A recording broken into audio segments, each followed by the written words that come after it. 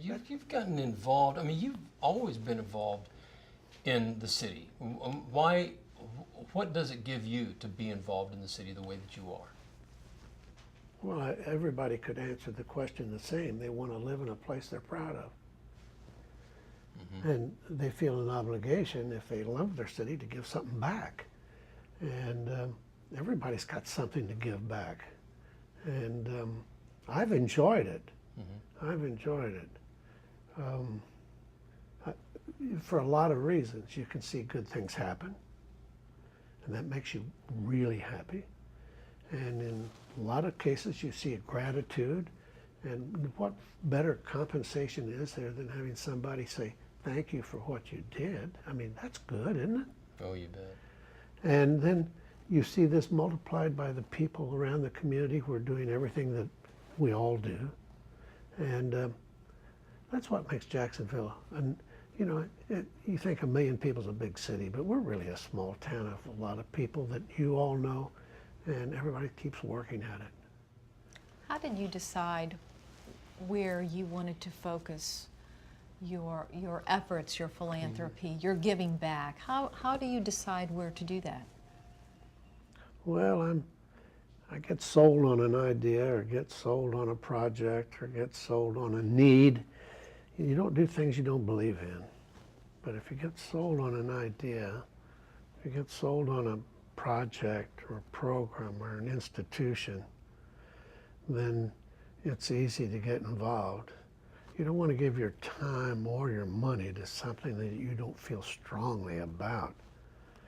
Because if you're not strongly committed, then stay away, because let somebody else do it. And I can't tell you how rewarding my associations with people through the hospital, the university, and the Community Foundation, and the Symphony, the Cummer, the church, these places are all have so many good people involved that you become part of them, and they become part of you. And is that an enrichment?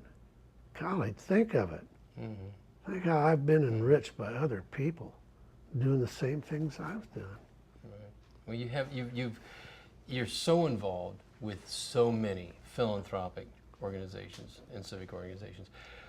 Where does that come from an individual, do you think? Where does it come from, this need and this desire to give back? You know, not everybody's, is it something that you're born with? Well, I grew up with it. You did? My father was particularly interested in other people, and then making that smaller community better. And but then mentors that I've had along the way in business, people I've been associated with, I've seen the same thing there. They're the kind of people I want to be associated with, so that we sort of fit together. And so when I'm invited to participate in something, if I don't really feel emotionally attached or satisfied by what they're doing, the time and money isn't rewarding. I like to see weaker people get a lift. I like to see the less fortunate get a hand. I like to see people become educated. I like to see people get well. I like to see people entertained. I like to see the quality of life enhanced for all of us by things like the Symphony and the Cummer. That does a lot for all of us. So wouldn't this be an empty city without any cultural life? Wouldn't this be a different city without the healthcare institutions we have? Wouldn't this be a different city without the higher education we have? Yes, it would. Think of that.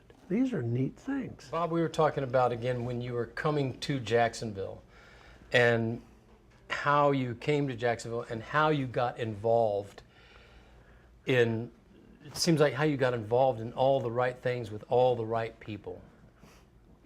That's a nice thing for you to say. I appreciate that. Well, can you tell us how I you really did that appreciate it. and can lead us through that a little bit?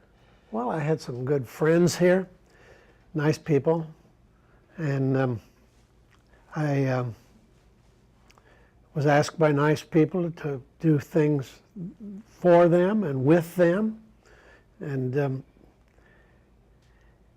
most of what I was asked to do were things that I really enjoyed doing and knowing more about and being a participant with. And so my first volunteer job was with the Speech and Hearing Center. I'd only lived here a few months, and one of the ladies in our neighborhood who became a great friend asked me to go on their board, and I didn't know any better, but a lot of the people in my family have had hearing problems, so I adjusted to that. I thought, well, this might be all right, good thing to do. So I went down there, and a couple of years later, I was the chairman of the Speech and Hearing Center, and I'll tell you this, every time I walked out the front door, I felt better than I did when I walked in, just because those wonderful people in there were doing so much good. You go room after room, people with hearing problems, people with speech problems, and good things were happening. And so every time I left, I thought, gee, what a neat thing this is, that these people are doing so much good. Well, that led to the Red Cross, and same thing happened there. I got carried away with the Red Cross, and we had men overseas then, a lot of people, sailors overseas at that time, and that was 1967, remember, right at the end of the Vietnam War. And they were making contact with their families back and forth across the country. And I sort of got involved in the fact that they were serving the service people so well, and they had the disaster relief, and the swimming was something I thought other people could do, but the contact with the military and disaster relief were things they're related to. And so I did that for a few years, and then it was about that time I got involved in the United Way, and my mentor, Jack McCormick, was chairman of the campaign, and I sat out in back with him with a drink one day, and he told me how satisfying it was to him to be doing something that helped 200,000 people. And at that time, the various programs and agencies of the United Way were serving 200,000 people. And Jack, who was a great guy, said that nothing had ever given him so much satisfaction. So within a couple of years, I was doing that. And then, of course, Jack's the same one that got me involved in St. Vincent's. And he said, you have to do this. Well, when I realized they were helping 250,000 people a year, well, that made me feel good about that. And before long, that became a part of my life. And so that's how these things happen. But there are a lot of people in our community who would like to do these things that never get asked. So when you see people out there that are doing things, encourage them to ask others to become a participant, because there's a lot of people out there who would like to be participants. But as I said, this is a volunteer-centric city. Every place you go, people are doing some good for others, and that's pretty nice, isn't it? Mm-hmm. Yeah. But in some communities, and I'm sure in Jacksonville to a degree too, there are people who don't. And they may be asked, but for whatever reason, they choose not to become involved. But you do. Why? That's a hard question. Maybe I find so much satisfaction. It's like I said earlier, or at another time, the perfect day is when you can do something for someone else without any idea of ever being repaid. Well, that's a perfect day. Were you always like that? Were you like that as a child? Probably. What's your first memory of community service, of giving back? Being a Boy Scout. Really? I wasn't a very good Boy Scout. I carried the flag though, and that was good. But I didn't like weaving stuff and cutting stuff out of soap and stuff like that. I didn't like that stuff. I'd rather sell tickets to the barbecue. Well, there you go, fundraising. Yeah, basically, that's right? more fun. Fundraising. Yeah. Okay, yeah. Okay. Have you ever had anybody thank you that you recall? Somebody that come up and said, thank you for everything you've done for us or for me or whatever. Has anyone ever thanked you personally? I mean, you've gotten awards. No, but But I've been thanked by so many people. beyond anything I've deserved. Sometimes people think I've done something for them, and I don't think I have. I've gotten more gratitude than I've ever received more gratitude than I've ever, justified. I don't expect any. I don't want any. But people are grateful. But it's not when they say thank you that you're happy. It's when you see them, the look on their face, or you know that something happened. That's the best. And I see it so many places. That's nice. Well, with your reputation, I'm sure there are organizations that say, we really could use his expertise. We really could use his leadership to help us out. Do you get asked that a lot? Yes, ma'am. And what do you say? I say I'm overcommitted. Oh, Now. yeah.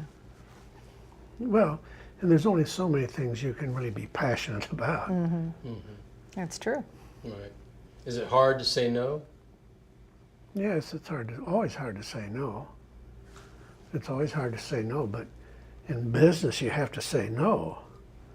And in these organizations you have to say no. And every giving person gets asked every day to say yes. And you've got to, saying no is part of your discipline in life, is to know what you can say yes to and what you can say no to. Right. So don't feel bad about ever saying no. But if you say yes to the right things. That makes you feel good.